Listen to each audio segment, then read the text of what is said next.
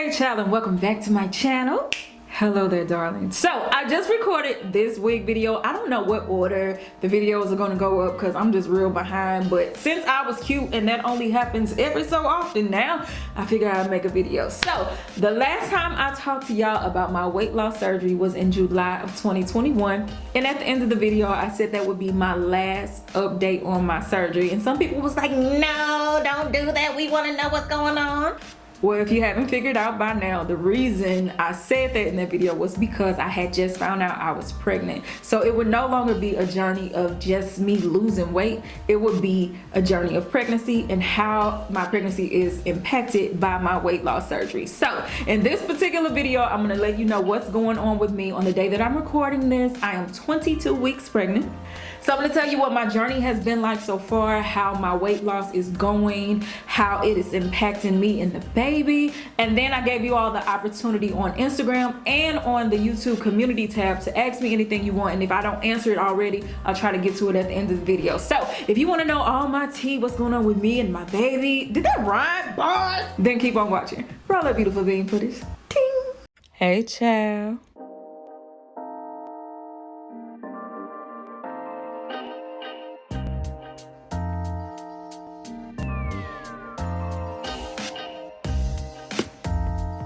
Alright, let's get this video started. So I actually have some notes right here so I can kind of keep myself organized, because honey, I just get to rambling in this video and be 38 minutes long. So I got some bullet points of what I want to cover, and then after that I'll get into as many questions as possible from my YouTube and my Instagram supporters. So let's go. Let's start with the why I'm making this video. So if you don't know, my original surgery was on July 13th, 2020. The reason I decided to get weight loss surgery, yeah, you know, the cute little physique that come with it, but the reason I got it was because I have dealt with PCOS since I was 27 years old. I'm currently 35, and with me being diagnosed with that, it made the idea of conception a lot harder. And so I talked to a physician, and the doctor told me, because at the time I was, in addition to PCOS, I was morbidly obese. I was 293 pounds, and the doctor was like, yo, if you get this surgery, it's almost a 100% chance you're gonna reverse it. And I was like, yeah, sign me up, doc. So I got surgery so I can increase my chances of conception. And then when we did try first time out the park, we knocked that thing on out. And so I'm making this video because a lot of people have talked to me privately afterwards to where they are even considering surgery, or they already had it,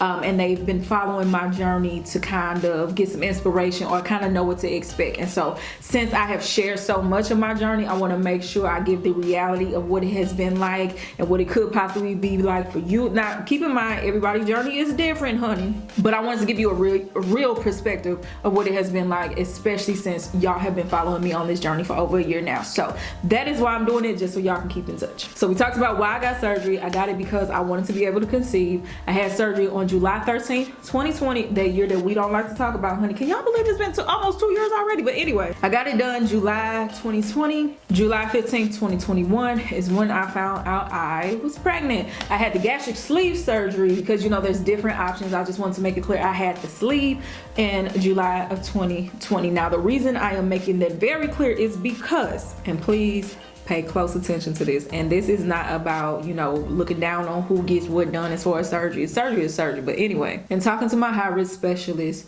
he is very relaxed in my care because I got the sleeve instead of the bypass. Because I got the sleeve, that means the only thing that happened was my stomach was made to be smaller. When you get the bypass done, you're dealing with the rearranging of your anatomy. And so he was going to be a lot more cautious in my care if I had that done, but since I just got the sleeve, he'd been real chill. Now I was considered a good candidate for the sleeve because technically my only real major health issue was a high BMI, and then I mean PCOS, but they don't consider that a major issue. And I never dealt with GERD, so my surgeon felt like the sleeve would be good for me. But the reality is the sleeve is not an option for everybody. So if you are someone like me that is considering weight loss surgery and you're doing it for the chances of improving your ability to conceive, be very open in that dialogue with your surgeon and see what is the best plan of action for you, because everybody's body is different. Anyway, now some of y'all might be saying, Faye, high risk specialist, you were saying you was gonna work with a midwife. I am. So my current birth plan is to be as natural as possible. I'm working with a team of certified nurse midwives, but with me being a gastric sleeve patient, the director of the midwifery clinic wanted me to be evaluated by a high-risk doctor just to make sure I was okay, because the high-risk doctor would have a level of care and be able to make plans for me that the midwives would not. And so they brought him onto my team, and he has been the overseer of all of that. Now, the reason he was brought in is because, number one, it has been less than 2 years since I had weight loss surgery. Number two, a lot of people who do have weight loss surgery, because they still deal with a lot of restriction as far as eating goes, it can lead to lower birth weights for the baby. And so they want to make sure they have a high-risk specialist monitoring the babies very closely. Another reason my high-risk doctor is involved is because of vitamin deficiencies. When you're having weight loss surgery, it can really change the way your body processes vitamins, whether it's a supplement you take or even from your actual daily food. It can really impact how your body absorbs nutrients. And so if you are malnourished internally, that can be very impactful to the baby. And so they're very watchful of me just because I had surgery. And then on top of that, like I said, I'm considered an old lady. But thank God, although I do still have restriction, there has been some hormonal shifts in me that even though I eat small amounts, I eat a lot more often than I did pre-pregnancy. And so the doctor was encouraged by the fact that, number one, I have gained weight, and number two, when he did test me for all these deficiencies, because first the midwives did a buttload of tests, then he came in and did a buttload of tests, I was well with everything with the exception of my ferritin. I'm anemic, and my ferritin bottomed out with me being pregnant. If you don't know what ferritin is I believe it's your iron storage. So the normal healthy woman, I want to say at the low she's at 11, at the high she's at like 300 and something. Mine was a 7. So for me to be pregnant and have a storage level of 7, that was really bad. So the thing that I did was to start taking Mega Food Blood Builder, and I have felt a lot better. I'm not as lightheaded, I have more energy, I feel really, really good. So in addition to my prenatal, I take Mega Food Blood Builder with it, and my deficiencies are non-existent. Everything is in the normal range now. So because everything was in the normal range and I have gained weight, my high-risk doctor has actually stepped back. He's on the case just to be on it, and then I do have to go to him in a couple of weeks. And then starting at 28 weeks, he wants me getting an ultrasound once a month just to closely monitor the baby's growth rate. But overall, because I have gained weight, and then at my 20-week ultrasound, baby was measuring in the 71 percentile. So we're not dealing with low birth weight, we're actually dealing with a big one. So thank God I am very healthy despite the odds that were against me because of surgery and my age. At the end of the day, God had the final say. And then don't get me wrong, a lot of the things that they have me labeled as high risk for is just standard operating procedure, so it's no need to be afraid. It's normal, but that is what I have been dealing with. But I am okay. Now let's go to the weight loss, since we didn't talk about the baby. Baby's safe, baby's good, baby is growing. I'm safe, I'm good, I'm growing, and let's talk about that growing. So like I said, it has been under 2 years since I had weight loss surgery. The sweet spot, or the honeymoon phase, that's the slang that we call it, is the first 6 months after surgery. You lose weight real rapidly, and then for a lot of sleeve patients, it kind of tapers down after 6 months. That was my reality too. I lost weight really fast the first 6 months, and then it started tapering down. But I was okay with it, because for me, I literally took this surgery as a second chance. And then after that, I changed my eating. I didn't do any more fad diets. My OG followers know I was keto to my core. I will argue you down about why keto was the most efficient way of eating. I don't do that anymore. I eat a very balanced diet. And then on top of that, I started working out really faithfully after surgery. So although weight loss tapered down, because I had a new mindset and a lot more healthy habits, I was still losing. So at my biggest, I was 293, and then I got down to 205, and then the boy knocked me up, and now here we are. I done gained about 20 pounds. But keep in mind, before pregnancy, I was eating about 900 calories a day.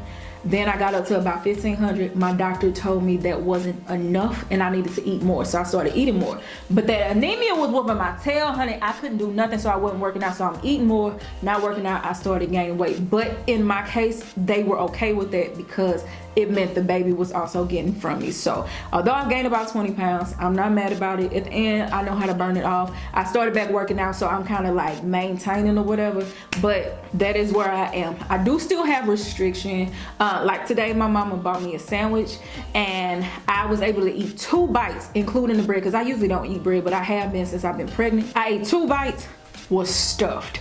And then normally, like pre-pregnancy, I would eat my little bitty bites or whatever, you know, my little bite sizes. And then that'll keep me full for about 4 hours. Now I eat every 2 hours. I am hungry, but it's the hormones because of the baby. So yes, I do still have restriction, but I am gaining weight, but it's really hormonal and it's okay with me. My doctor's cool with the rate that I have gained because again, he don't want me going back to eat 900 calories. And that's pretty much all I wanted to update y'all on. I'm healthy, baby's healthy. I'm gaining weight, but it is okay. I am considered high risk because my surgery was less than 2 years ago. I am over the age of normal maternal order. I can't believe I'm geriatric at 35, honey. That just sounds terrible, but it's reality. And then also the potential of low birth weight has automatically classified me as high risk, but thank God we, meaning me and baby, have defeated those odds. So I'm still healthy, I'm good, baby's good. Now let's get into y'all questions that y'all asked me. Alrighty, now some of these questions are in relation to just surgery, some of them are in relation to just pregnancy, some of them is a combination of both, but I'm gonna answer as many as possible. Alright, someone wants to know, do I feel like my stomach has stretched?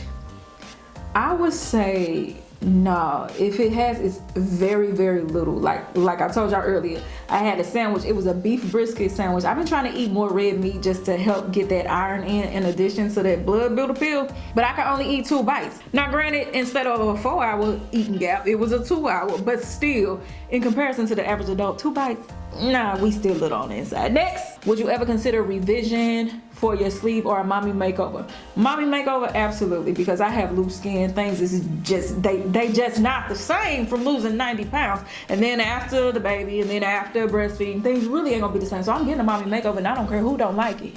But a revision, no, I don't want that. Like if I end up, God forbid, developing GERD and the best health alternative is a revision, then I raise my hands and so be it. But as far as losing more weight, I'm not doing that. We're gonna hit this gym. All right, next, biggest piece of advice you have about the surgery. Number 1, have a support system. Decide who you are comfortable sharing this journey with because you will be judged. And if you don't want to tell nobody, that ain't their business. So that's the first thing. Number 2, I never knew the level of dehydration and how impactful it would be for me. I already was anemic, so that was a struggle with my energy. Then on top of that, I wasn't drinking a lot, so you just knocked me down even more pegs. Like it was really hard in the beginning, and IV therapy saved me a lot of times. So I wish I had known ahead of time, so I would have prepared myself, make sure I had more Gatorade Zeros in the house, doing something to have electrolytes because that dehydration is a monster. Next,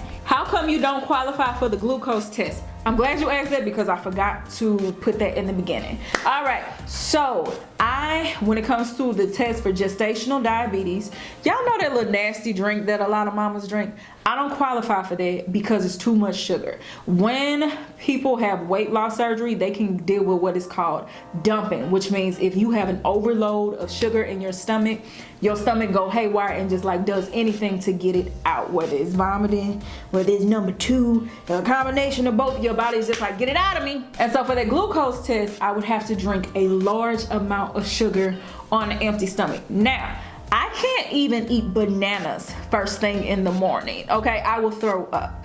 And so my doctor, the high-risk doctor, was like, yeah, if you can't handle fruit, you definitely can't handle this drink. So when it's time for the glucose test, instead of the drink, I will actually have to have a glucose meter and do finger pricks at home. So be it. Did it take you a long time to adjust to eating after surgery? Yes.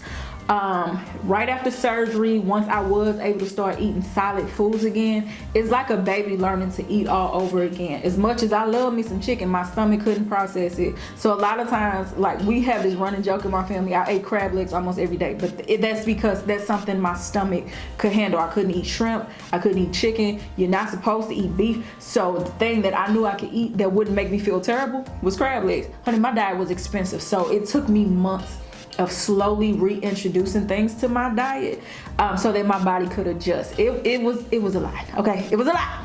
Any advice for VSG? If y'all don't know what VSG is, that's vertical sleeve gastrectomy, I think. It's the sleeve. But any advice for sleeve women like myself who will, God willing, have children in the future? I would just say trust the process. It was not easy to get here.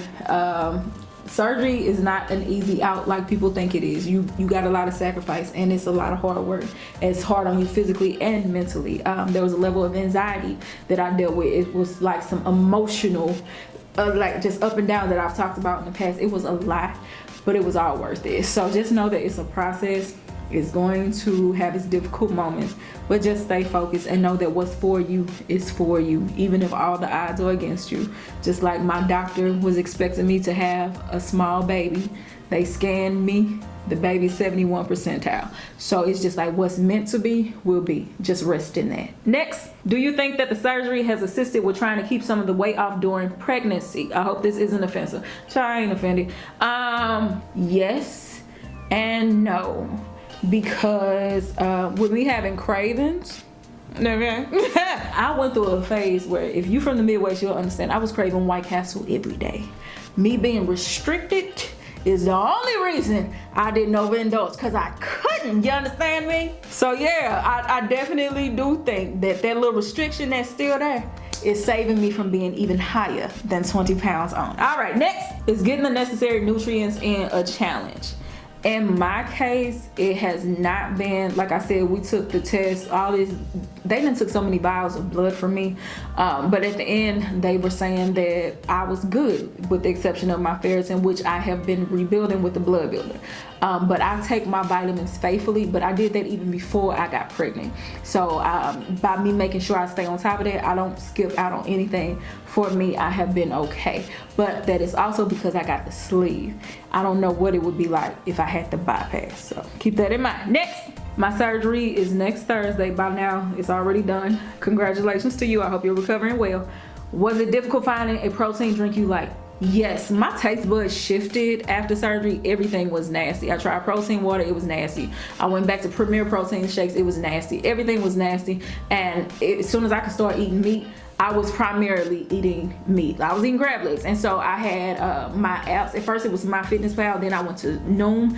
I would monitor my macros in there and make sure I was eating enough protein. And even though I didn't like the taste of Premier Protein, I would drink that, or I would eat Quest bars. Now they don't want you having like a dependency on protein bars, but I was like, honey, I need it. So I was eating Quest bars every day until I was able to get more protein in. So yeah, I had to do it, and I did it, and I ain't ashamed. Next, are there any complications, concerns that come with the surgery and pregnancy being so close? So like I said, with me being less than 2 years out, they were really concerned that I would be low on my nutrients and that the baby would be small, but thank God that is not the case for me. Next, is your water birth at a center or at a home?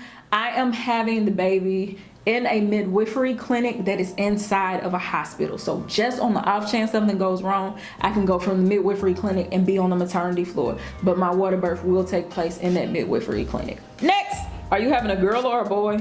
I'll let y'all know soon. Do you think that the pregnancy will alter your weight loss results? Possibly, but because I have a level of discipline now, yeah, I'll allow myself some indulgences because I'm still human, but there's still a level of discipline that I maintain even in the pregnancy, to where I don't go far, and I know what my goals are after pregnancy, and then I'm getting my mommy makeover too, so I'm not too much worried about it. Next, has it been hard satisfying your cravings? Love you back. No. So in the beginning, child, I was craving burgers, but it was because my iron was low. I was craving that beef. Then I went to noodles. I had to have me some ramen. And then when I talked to my midwife, she said, I need you to start looking at what it is you're craving, because it'll tell you what you're deficient in. And she said, I really don't think it's the noodles that you're craving. I think that you're not drinking enough. You're a little bit dehydrated, and the salt that is in the packet for the ramen is what your body is really craving. You don't want the noodles, you want that salt. And so that has been my mindset. Like even when I started craving White Castle for a while, I said, wait a minute, before you get off there, let's start looking at what's in it. And I was like, what's the primary thing in White Castle? It was beef, so that means iron, and then onions. So that means sulfur. So instead of overindulging in White Castle, I started eating eggs because eggs are a high source of sulfur, and that craving went away. So that has been how I've been handling it. Sometimes I give in to a craving, but when it starts being like overwhelming and days back to back, I look at the ingredients, see what's in it, and then find a healthier source to supplement myself. My midwife is that deal, honey. Next, how are you and DJ doing mentally and physically? It has been a challenge on me physically because I mean pregnancy is not easy, and then there has been mental challenges just dealing with the anxiety of, for a while, for years I had it in my mind that I might not be able to get here, and then there's the anxiety of what if I get my hopes up and I lose it, what if something goes wrong. I don't deal with that anymore. I work through it in therapy, and I thank God for my therapist, but it was a challenge on me, and of course because I'm moody, that means he's impacted by it. But overall, we've been doing good. God has been good to us. Next, hey girl, hope you guys are well. We are. Thank you so much. Just wanted to know if your surgery helped with your PCOS. If not, how did you manage it post-surgery in order to conceive? It really did help me. Surgery and working out and changing my diet helps me. And it's just like, even with weight loss, it causes hormones to just be released all throughout your body, and the ability to conceive increases. And so for me, I didn't do anything other than trust the process, eat a balanced diet. I didn't do any fasts, but I also didn't go too far with indulgences either. And then I started working out, and then when we tried, it was done the first time out the gate. So I would just say trust the process. That's exactly what happened for me. Surgery really did help me. Now I do still have some symptoms, like I still get hair on my chin and stuff. DJ be having to help me pick it out because sometimes I can't see it. He be like, oh, it's time, and then he'll help me. So I do still deal with that, but as far as irregular cycles, that doesn't happen anymore. I have a cycle. It comes every 28 days like clockwork, except for when it didn't because my baby was there. Next, how do you balance being able to eat enough and stay hydrated with you not having as much stomach capacity after surgery? So like I said, I still eat very small amounts. I still drink very small amounts. But I do it more often. Like instead of 4 hours of eating, it takes me about 2 hours. And then in between those meals, I do make sure I get me something to drink, because if I don't, I get nauseous. And that's the thing about this baby. The baby gonna let me know when it's time to eat or drink. If I've gone too long without eating, if I've gone too long without drinking, I feel nauseous until I get what I need. So I don't have a choice, because if I don't, I'm gonna get sick. Next, are you craving any foods that are off limits after surgery? I have been, but like I said, when I started finding myself like really craving crazy stuff, it was around the 3-month mark. That's when I talked to my midwife, and I was very upfront with her. I was like, look, I done came this far and then lost all this weight. I ain't trying to gain it back. And that's when she gave me the tip, because she was like, first of all, I don't want you tripping off your weight anyway. I want you to get this baby here in a healthy way. So that has been my mindset. But then that's when she gave me the tip of look at the ingredients of what it is that you're craving and find a healthy source. So like I said, instead of eating White Castle, I'll eat eggs. Or instead of ramen, I would get chicken broth and drink it. So I've been finding ways. Now there are times I will allow myself, I will, but I don't do it like multiple days, and I make sure my portion is small. And then I'm just mindful of what I eat, and that's it. Have you been cleared of no longer having PCOS since having surgery? If not, is PCOS affecting your body during pregnancy? It has not really affected my body during pregnancy, and they also have not done any tests on my hormone levels. It's been more so, oh, she pregnant, she good, and that's just that. So I don't know where my hormonal levels are. All I know is I got pregnant. Next, any recommendations before getting sleeved? What did I take? I was taking the Main Choice hair vitamin because it was like a daily vitamin, and then I would take my blood builder too. That's really all I took. Oh, and then there was a while where I was taking Pro Care. That is a bariatric vitamin. It is amazing. It's big as a mug, but it's good. Next, most of these questions are, am I able to eat enough? I eat small amounts, but I eat often, so it balances itself out. I could eat a little bit more, but that's been pretty much it. But the baby's, like I said, is in the 71st percentile, so we good. Everything else, yeah, are you eating and are you drinking? Yeah, I am. So with that being said, that has been my update on surgery and pregnancy. I'm ready to eat, so that is what I'm getting ready to go do. If y'all have any additional questions that I did not get to, leave them down below and I'll try to get to them as soon as I can. If not, if you are someone who has had this procedure before, you have my permission. I welcome you to help each other in the comment section as best you can. So with that being said, I love y'all. Maki Dada, and I'm out this piece. Bye. Child, let me go eat. I'm hungry, honey.